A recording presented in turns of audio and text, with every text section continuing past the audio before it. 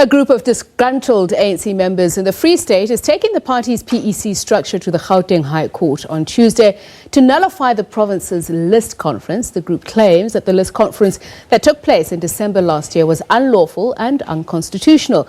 The list comprises of 30 names, which includes the current premier of the province, Sisi Ntombela.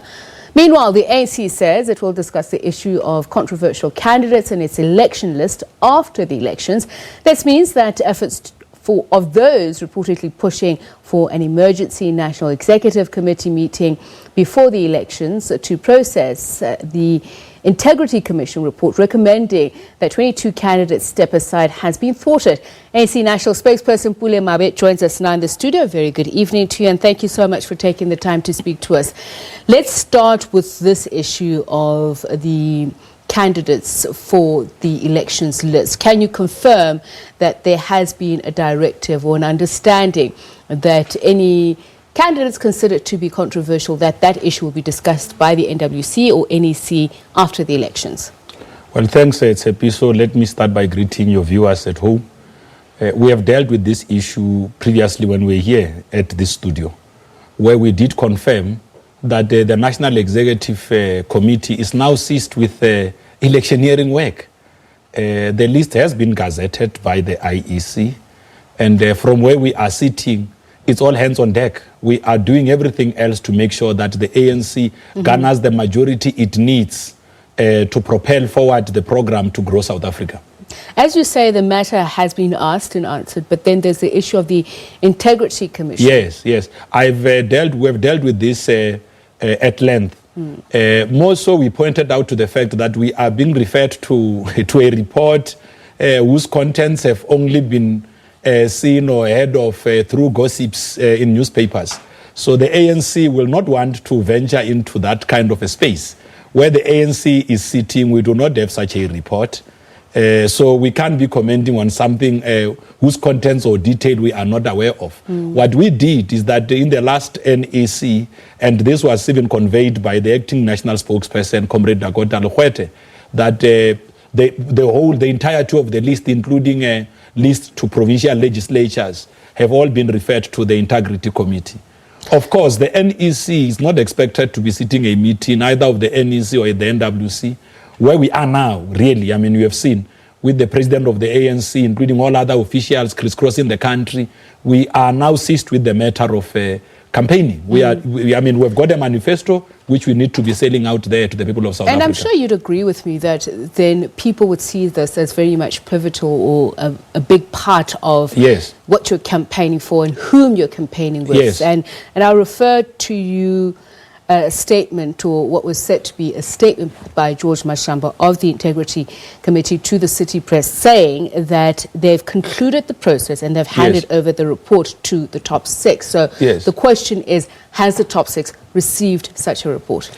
I'm sure you know that I do not sit in the top six.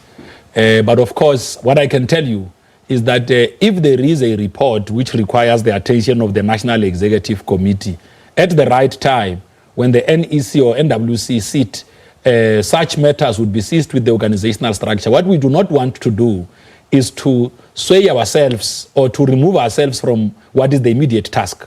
The immediate task which all of our cadres throughout the country must be seized with is to campaign for the African National Congress. And you're campaigning with these very people whom the names have been, to my understanding, that some of the 22 names form part of the 30 names which were objected to when the ANC gave its candidate list to the IEC.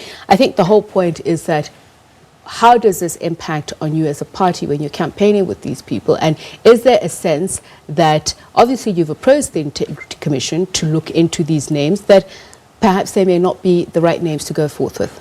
Well, maybe, Tsepi, so the question to what should be answered there is what is it that the NEC has referred to the Integrity Committee? So, because what was it? Yes, because once we understand that the National Executive Committee, through its own wisdom, at the special NEC, referred the entirety of all lists to various legislatures, including the National Assembly, to the Integrity Commission. Of course, when the NEC sit immediately after elections, it will have to get feedback on whatever would have been outstanding matters. I would greatly request that we allow the African National Congress space to deal with these issues in the manner that it has already pronounced itself out in the public. Let's continue talking about lists, but this time we talk about the Free State. Yes, you mentioned the fact that they are approaching the court tomorrow to contest the outcome of that PEC election in December. What is the view of the national body on this? Are you concerned that it may portray you as being divided in the province, particularly seeing that there's a provincial list going into the elections? Well, the African National Congress will surely defend itself and its own processes, primarily to assert the integrity and justness of its own processes. You'll also remember, Tsepiso, that when we concluded the 54th National Conference, one of the things that we had established coming out of that conference was the National Dispute Resolution Committee, which is headed by the Deputy Secretary General. This committee has been quite rigorous in the manner in which it has been dealing with a number of disputes. Linked to this process, as part of the National List Committee, was an establishment of an appeals body which was headed by Dr. Nkosazana Dlamini Zuma.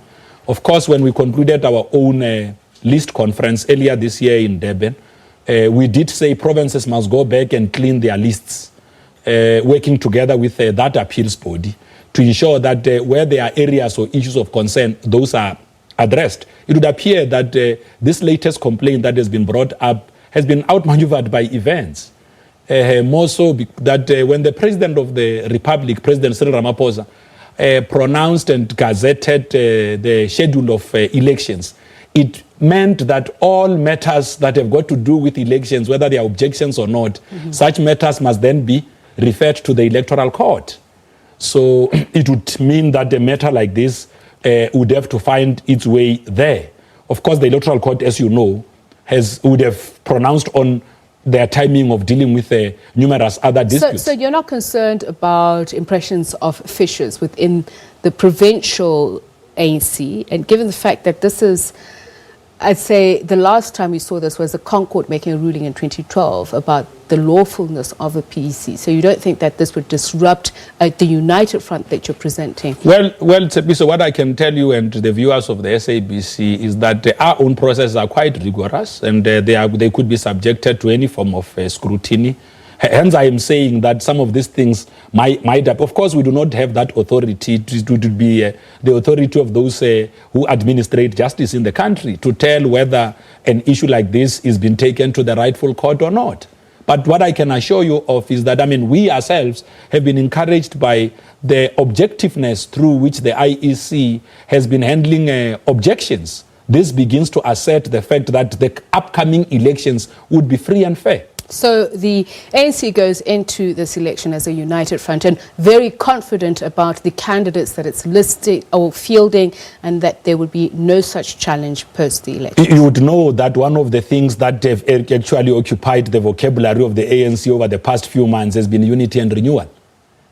And we're encouraging all of our cadres to make sure that where they are concerns, they use platforms available internally in the organization to be able to attend to those. Because they are sufficient. You have got an appeals body, you have got a National Dispute Resolution Committee, you have got an NEC, you have got a National Working Committee. All of these structures are available to be able to service and attend to concerns that our own members may have about our own processes. And that's where we'll leave it. Thank you very much, Pule Mabe. Thank you very much. The ANC's national spokesperson. Time now for sports. Let's take you to Simon.